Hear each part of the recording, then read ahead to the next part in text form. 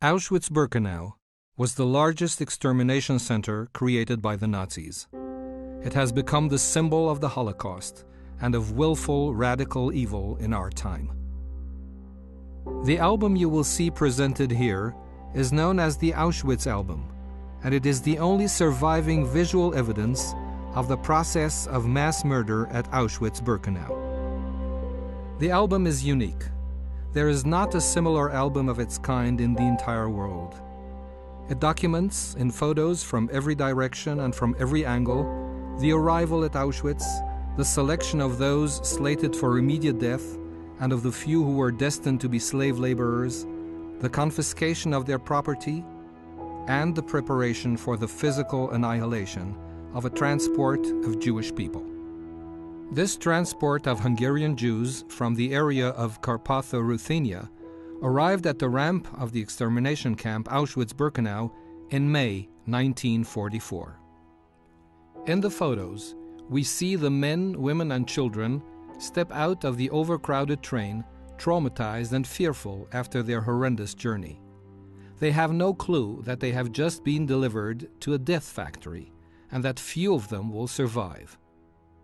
Survivor and Nobel Peace Prize laureate Elie Wiesel described his arrival as a teenager at Auschwitz.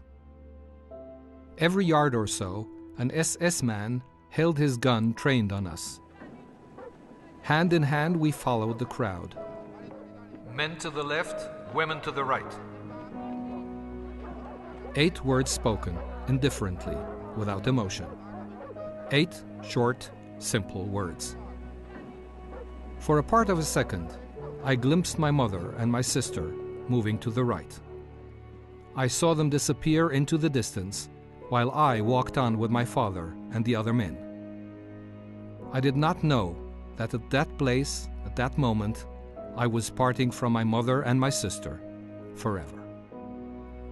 The selection process carried out by SS doctors and wardens took place 24 hours a day, 7 days a week, as train after train unloaded its human cargo. Most Jews were sent immediately to the left, to their death. The undressing rooms of the gas chambers were not sufficient for the masses of Hungarian Jews who arrived daily in the summer of 1944. They therefore had to wait until the undressing rooms were ready to absorb them. The common waiting place was the grove closest to the crematorium that would soon turn their bodies to ash. They were told to sit among the trees and wait for further instructions. These were their last peaceful moments together before being driven into the gas chambers and murdered.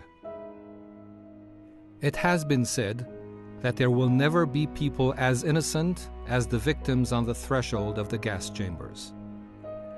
The SS kept the victims destined for gassing in complete ignorance of what lay in store for them.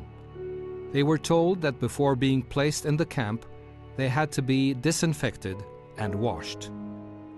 They would soon discover that what they had assumed were the shower areas were actually hermetically sealed gas chambers. A minority of Jews was selected for forced labor. Their personal belongings were confiscated, their hair was shaved, and a registration number was tattooed on their left arm.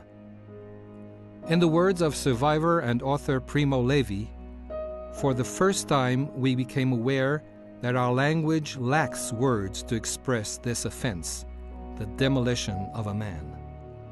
It is not possible to sink lower than this.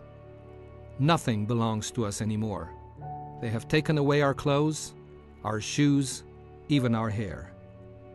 If we speak, they will not listen to us, and if they listen, they will not understand. They will even take away our name, and if we want to keep it, we will have to find in ourselves the strength to do so. It is in this way that one can understand the double sense of the term extermination camp." The work of sorting the possessions that the Jews brought with them to Auschwitz was done by Jewish prisoners who were forced to collect the packages and sort the items that would then be sent to the Reich. By the time the sorting was completed, most of the previous owners were already dead.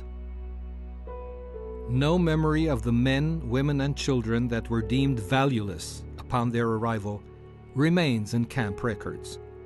This album is the sole witness to their fate.